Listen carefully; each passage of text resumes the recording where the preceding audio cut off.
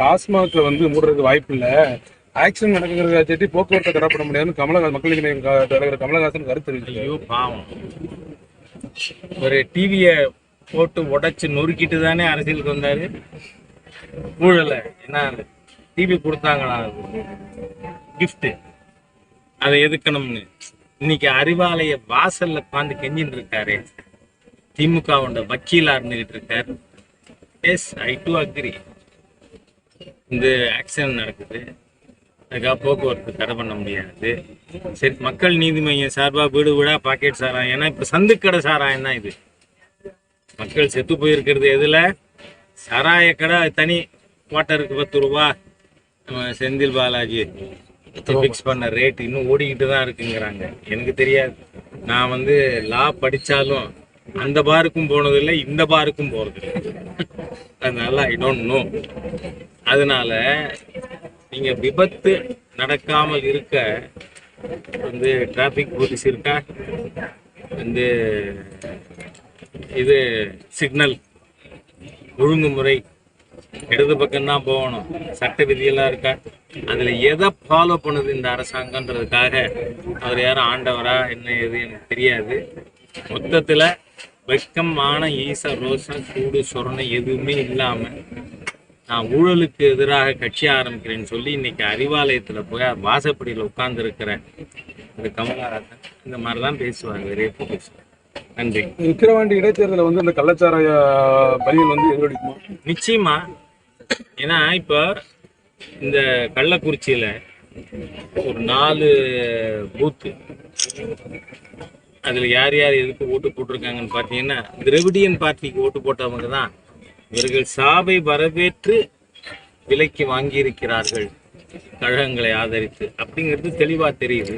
அது இதை மக்கள்கிட்ட போய் சொல்லி விக்கிரவாண்டியில வந்து ஒரு பெரிய மாற்றத்திற்கு வழிவகுக்கிறதுக்கு என்னென்ன பண்ணணுமோ அதை பண்ணணும்.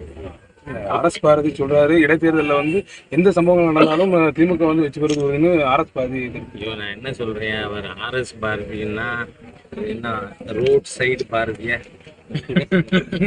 ஆர்எஸ் பாரதி அவர் அப்படிதான் பேசுவார். அவர் நீதிபதிகள் இடஒதுக்கீட்டில் வந்தவர்களை எவ்வளவு கேவலமா பேசின ஒரு மிக மோசமான நபர் ஆர்எஸ் பாரதின்னு தெரியாதா? நமக்கு தெரியுமே.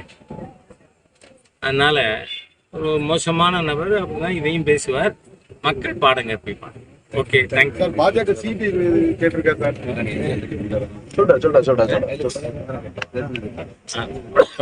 சொல்லுங்க சார். அதாவது நெல்லையப்பர் கோவில்ல தேர் படமானது அருந்து போயிருக்கு. 3 படம் அருந்துருச்சு 4ல். அந்த சமயத்துல திருச்செந்தூர்ல இருந்து படம் எடுத்துன்னு போனா அதுவும் அருந்து போயிடுச்சு. நான் கேட்குறேன், இந்த அல்லோலியா பாபுவா, அவர் பேர் என்ன, மந்திரிக்கு பேரு சேகர் பாபுவா? ஏன்னா அவர் நம்ம 4 மாவடி மோகன் சீலாசரஸ் மாதிரியே எப்ப பார்த்தாலும் அல்லேலுயா அல்லேலுயான்னு கத்துறதுனால அவர் பேரே அல்லோலியா பாபுன்னு மாறி போச்சு. அவர் சொல்றாரு, நான் கேட்கிறேன், வடத்துக்கு கயிறு வாங்கி போட வக்கு இல்லாமல் வைத்திருக்கின்ற சேகர் பாபு போன்ற நபர்கள் அந்த அறநிலையத்துறை அதிகாரிகளுக்கு சொகுசு காரப்புறம் வாபஸ் வாங்குங்கிறேன். வேலை செய்யாத அதிகாரிகளுக்கு எதுக்குங்க சொகுசு கார்? இந்துக்களை சுரண்டி சாப்பிடுற ஒரு டிபார்ட்மெண்ட் உண்டுன்னா அது ஹிந்து அறநிலைத்துறை தான். ஆகவே இதுல எந்த ஈவோ மீது நடவடிக்கை எடுத்தீங்க? Why no head has rolled? அந்த நெல்லையப்பர் கோயிலுடைய ஈவோவை ஃபர்ஸ்ட் சஸ்பெண்ட் பண்ணியிருக்கணுமா இல்லையா? கயிறு சரியா இருக்கா? ஆண்டவன் போறது தேருக்கு பாதுகாப்பு இல்லை, ஆனா இந்த அதிகாரிகள் போறதுக்கு சொபிஸ்டிகேட்டட் வெஹிக்கிள். அதுக்கப்புறம் யூ விட்ரா இட் ஃபர்ஸ்ட். அந்த கோவிலில் இருக்கிற ஈவோக்கு இனிமே உனக்கு கார் கிடையாது, சைக்கிள்ல போன்னு சொல்லுங்க. அப்ப எல்லா ஈவோக்களும் ஒழுங்கா செயல்படுவாங்க. அதனால இல்லைன்னா நாம போராட வேண்டியது. நன்றி சார். இந்த நீண்ட ஆண்டுகாலமா கண்டதி தேர் வந்து இது நாம இருந்துச்சு. இப்போ திமுக அரசுல தான் அந்த தேர் ஓடுறதுக்கு வழிவகுத்தாங்க. தயவு பண்ணி இந்த மாதிரி எல்லாம் தேவையில்லாத கிரெடிட் ஹிந்து விரோத திமுக அரசுக்கு கொடுக்க வேண்டாம். ஏன்னா ஆரம்ப காலத்திலிருந்து ஹிந்து அமைப்புகள் எல்லாம் பல சமுதாயங்களோடும் பேசினதனால் மக்கள் மனதில் ஏற்பட்ட மனமாற்றத்தின் காரணமாக கண்டதேவியில தேர் வந்து நல்ல முறையில் நடந்திருக்கு.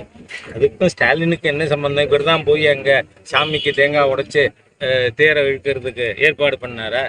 No needs. யார் சொல்லியிருக்காங்க? அமைச்சர் சேகர் பாபு சட்டமன்றத்தில் Sekar Babu is a useless minister who should have been sacked. Nellaiappar கோவில் தேர் வடம் அருந்த சமயத்திலேயே முதலமைச்சர் கொஞ்சமாவது ஹிந்து உணர்வு இருக்குமானால் கோவில்கள் சரியா செயல்பட நினைச்சிருந்தா he would have sacked this useless minister. அதனால சேகர் பாபு சொல்றதெல்லாம் என்கிட்ட பேசணும். எனக்கு அவரை பத்தி நான் நிறைய பேசியிருக்கேன். Okay, thank you.